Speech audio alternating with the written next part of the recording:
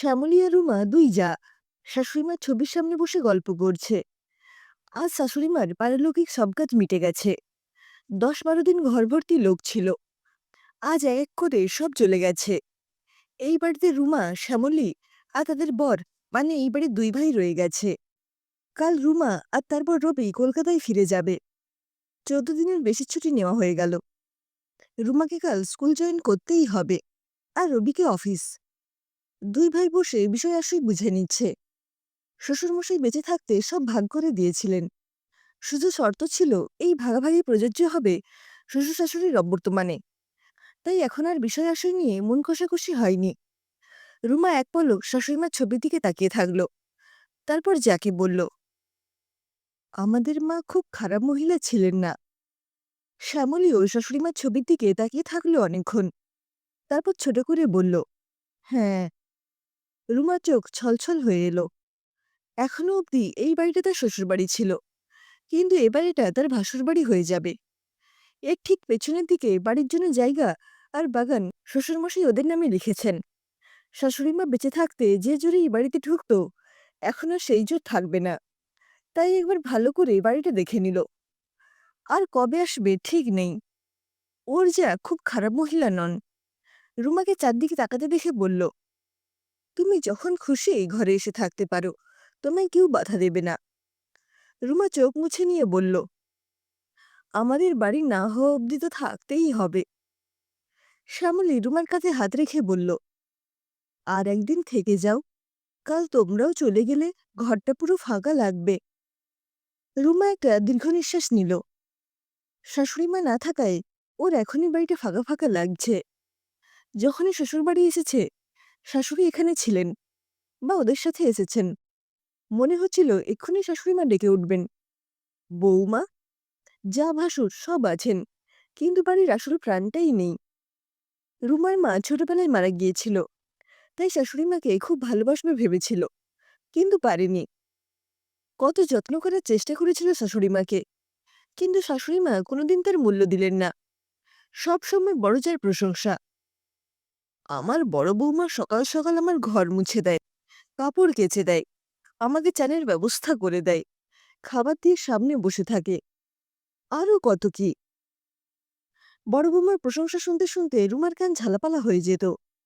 রেগে গিয়ে জায়ের নামে বাজে কথা বলতে শুরু করত। সাথে সাথে শাশুড়ি প্রতিবাদ করতেন, আমার বড় বৌমা খুব ভালো মেয়ে, তার নামে বাজে কথা বলবে না। রুমার খুব রাগ হতো শাশুড়ির বড়জার প্রতি পীড়িত দেখে। বলতে ইচ্ছে করত, ওখানেই থেকে যান তবে। যখন খুব অসহ্য হয়ে যেত, রবিকে গিয়ে বলতো, তোমার মাকে গ্রামের বাড়ি পাঠিয়ে দাও।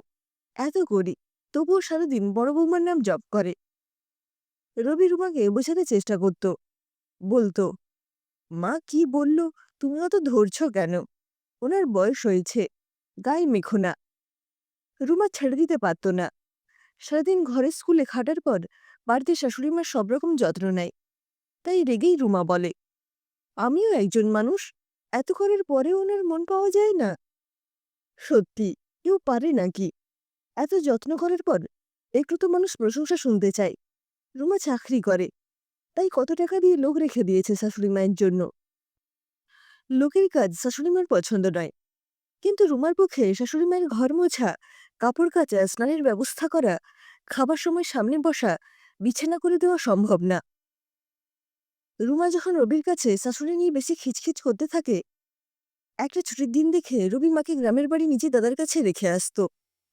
শাশুড়ি মাকে গ্রামের বাড়ি পাঠিয়ে রুমার খুব খারাপ লাগতো। এত বয়স হয়ে গেছে, শাশুড়ি মাকে না পাঠালেই পারত। এই বয়সে যখন তখন শরীর খারাপ হয়ে যেতে পারে, ডাক্তারবাবুর প্রয়োজন পড়তে পারে, গ্রামে ডাক্তার পাওয়া যাবে না। বড় বৌমা ওনার পছন্দ, সেটুকু মেনে নিতে পারত।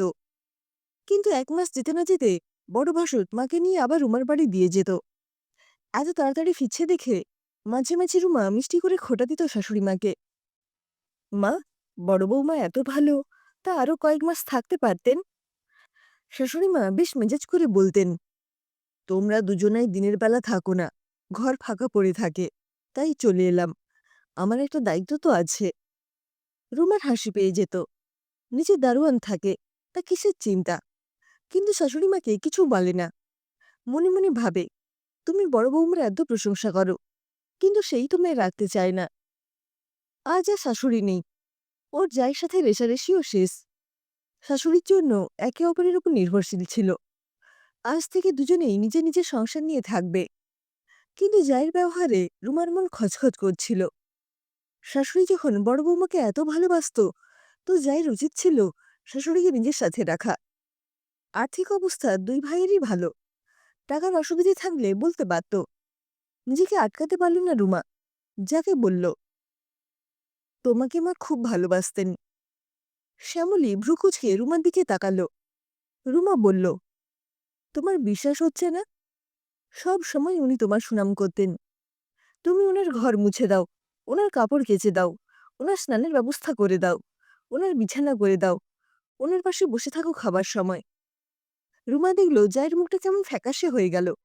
বলল, এত কিছু বলতেন, কিন্তু আমায় কোনোদিন বলেননি। রুমা, তোমার নামে কিছু বাজে কথা বললেই রেগে যেতেন মা। আমার বড় বৌমা খুব ভালো মেয়ে। শ্যামলী একটা করুণ হাসি হেসে বলল, কি বলছো তুমি? এখানে তো সবসময় তোমার সুনাম করতেন। তুমি ওনার জন্য দুটো লোক রেখেছ। বাড়ি ফিরেই তুমি ওনার খোঁজ নাও। ওনাকে বাথরুমে বেশিবার যেতে হয়, তাই তুমি নাকি তোমার বেডরুম অব্দি ওনাকে ছেড়ে দিয়েছ, যেহেতু তার সাথে অ্যাটাচ বাথরুম আছে। তুমি নাকি ওনার জন্য একটা টিভি কিনে দিয়েছ। ওনার জন্য রোজ কত রকমের ফল কিনে আনো। ওনার শরীর খারাপ একটু লাগলেও নাকি ডাক্তার ডেকে আনো। রুমা বুকে একটা চাপ অনুভব করতে লাগলো। শ্যামলী আবার বলল, আমার খুব রাগ হতো। 20 বছর ধরে আমি মায়ের জন্য এত করছি, আর তুমি 5 বছরেই মাকে হাত করে ফেলেছ। আমি তোমার নিন্দে করলে উনি খুব ক্ষেপে যেতেন। রুমা শাশুড়ি মায়ের ছবির দিকে তাকাতে পারছিল না। নিজেকে খুব অসহায় লাগছিল। একটা অপরাধ বোধ করে করে খেতে লাগলো। এই কথা কিছুদিন আগে জানলে হয়তো এই ভুল করত না, কিন্তু এখন আর কিছু করার নেই। চোখ থেকে দুফোঁটা জল গালে গড়িয়ে পড়ল। মনে মনে বলল, মা, আমরা আপনাকে চিনতে পারিনি, পারলে আমাদের ক্ষমা করবেন। ফিরে দেখে যাও ফুপিয়ে ফুপিয়ে কাঁদছে।